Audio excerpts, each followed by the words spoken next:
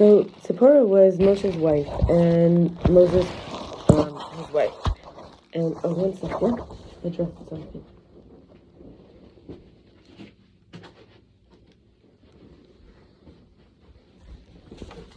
And she was beautiful when she was young and old, to him and to everyone, inside and out. She was exceptionally modest and unassuming in her actions, and she was able to transform physical into spiritual and darkness into light. She lived a life of abstinence sexually with him after the giving of the Torah, even though normal marital relations play a big part in a woman's self-perception and femininity. So when it comes to Midrash and aggadah, even though she's a Midianite, she's called a Cushite in Bamidbar 12:1 by Aaron and Miriam. Zipporah left with Moses from Yisro, her father.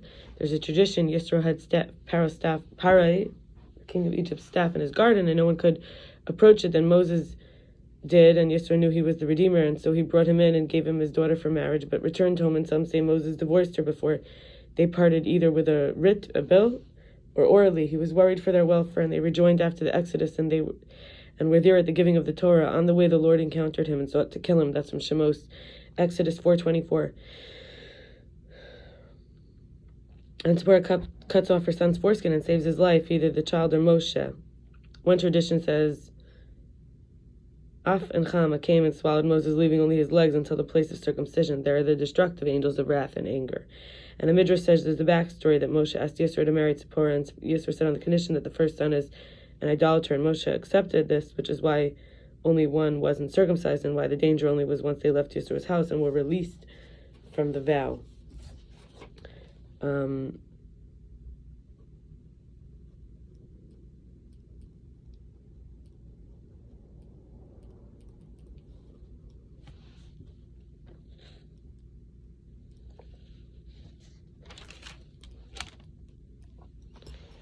want to share on the first iyov. This is from bereishis Rabbah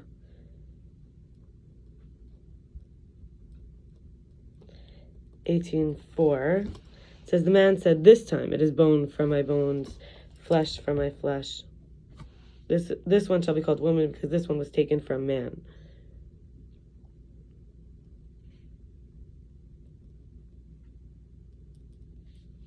Rabbi Rabbah said, at first he created her for him, but he swallowed her full of viscera, but he saw her full of viscera and blood, having just been taken from his body, some say because of the period, so he distanced her from him, and then so Hashem distanced her from him, and then fashioned her for him, and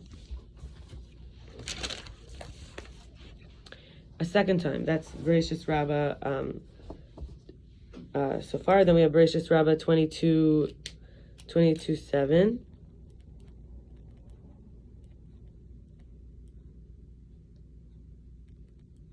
We have 22:7, 19:5, 17.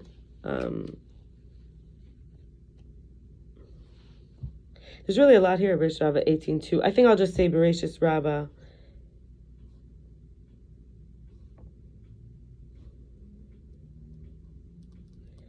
18:2. So we'll say chapter 18,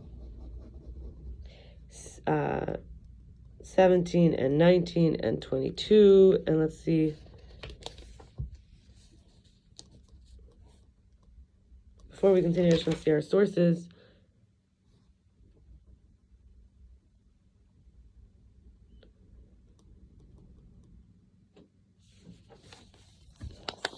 Yeah. All right. Okay. So we'll just say those chapters because a lot of different places. And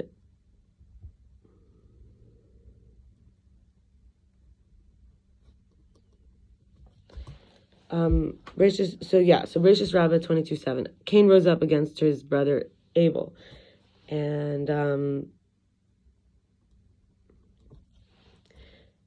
Rabbi Yehuda ben Rabbi said that their quarrel was about the first iyov, and said Rabbi Abihu said the first iyov had returned to dust. So Rabbi Huna said it was a fight over the extra twin sister born with Abel, where Cain said she's his because he's the firstborn. Abel said she's his because he was the firstborn. And then in 18:4 bereishis Rabbah it says Rabbi Shimon ben Lakish said from the beginning of the woman's creation it was a dream. bereishis Rabbah 19:5. When Eve came to Adam to eat the fruit, according to Rabbi Simlal, she came persuasively and said, "What do you think, that I'll die and another Eve will be created for you? There's nothing new under the sun," as it says in Ecclesiastes, koheles 1:9. Or perhaps you think I'll die and you'll sit alone. He didn't create for emptiness. He formed it to be inhabited. Also, Rabbi said she fed it to all the animals, beasts, birds, and they heated and ate, and that's why they die, except for one bird, the ohol, as it says in Iyov, Job 29:18. I'll live many days like the chol. And the school of Rabbi Yanai says it lives 1,000 years, and at the end of 1,000 years, fire emerges from its nest and burns, and an egg bulk remains of it, and then it grows limbs and lives again. And Rabbi Yunan ben Rabbi says it's not fire, but its body wastes away and its wings shed. Bereishis Rabbah 17:5. It says and there's another one here, I don't see the number clearly, but it says they asked Rabbi Yeshua, why does a male emerge face down and a female face up? He said, because the male looks to his place of creation, earth, and the woman looks to her place of creation, the body. He also said, think of Adam and Eve. Eve came from the body, man came from earth. He also said why the man propositions the woman and the woman doesn't proposition the man, because it's analogous to someone who lost an item and seeks a lost item, his rib, but his lost item doesn't seek to retrieve him. He also said the man deposits seed in the woman for safekeeping, as if it's a possession, needing a reliable person with whom he can deposit it, and she is suitable for a fetus to grow.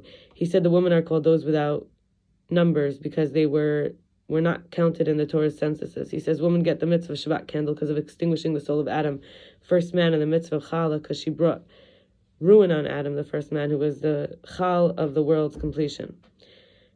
Rabbi Yeshua of Sichnan, in the name of Rabbi Levi, in bereishis Rabbah 18:2, says that Hashem contemplated where to make her from, and not the head, so she shouldn't hold her head high, not the eyes, so she shouldn't be too curious, not the ears, so she shouldn't be an eavesdropper, not the mouth, so she shouldn't be a chatterer, not the heart, so she shouldn't be too envious, and not the hand, so she shouldn't drift. She shouldn't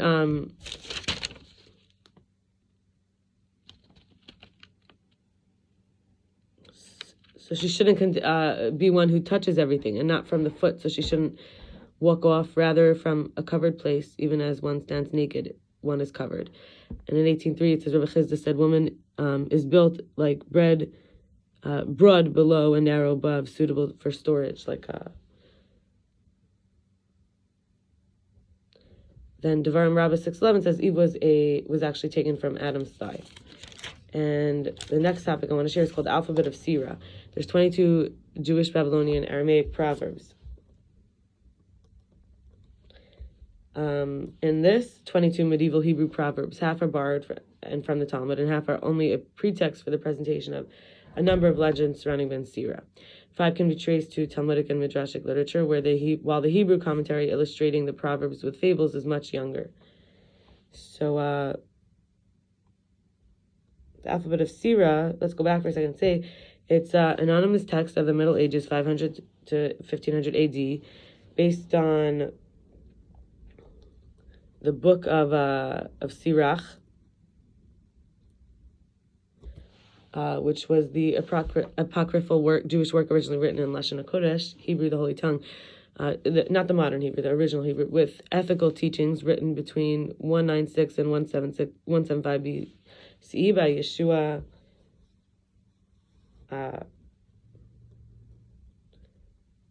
Yeshua ben Eliezer ben Sira, a Hellenistic Jewish scribe of the Second Temple.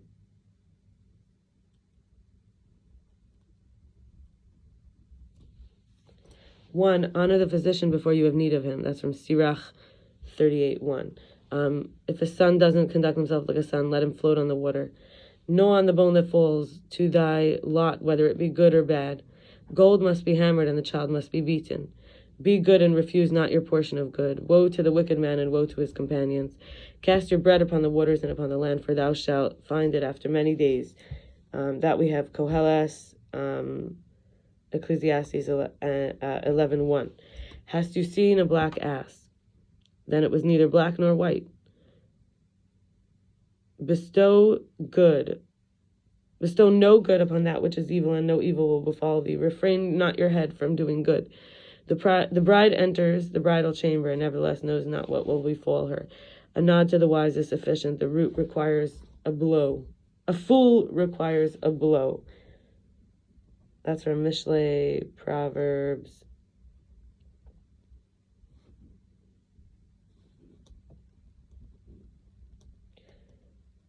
$22.15.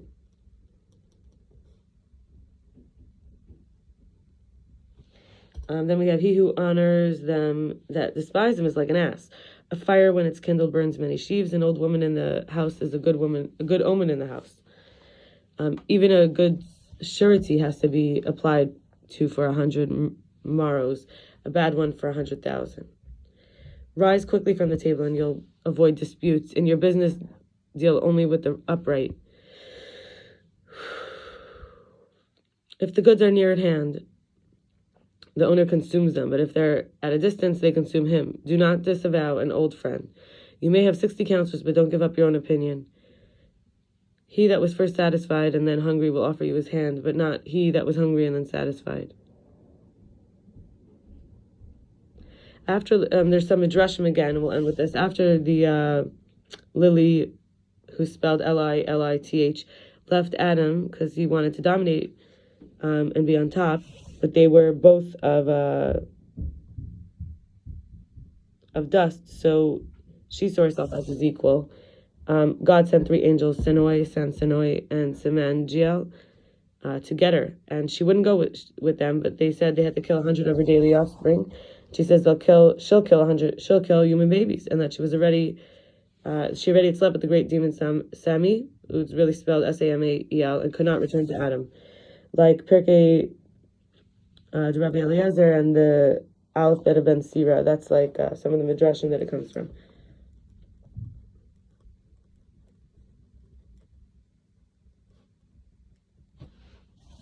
All right, and I think we'll stop here with that today. All right.